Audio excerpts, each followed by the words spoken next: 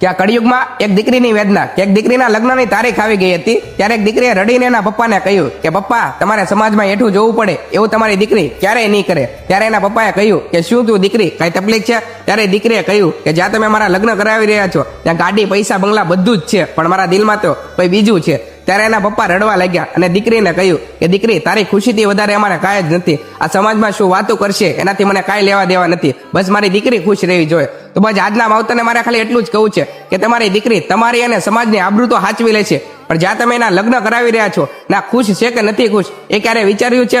અને મારી વાત આ ખોટી લાગી હોય તો મને માફ કરજો પણ મારી વાત ઉપર ઊંડો વિચાર કરજો કારણ કે એક દીકરીની જિંદગીનો સવાલ છે.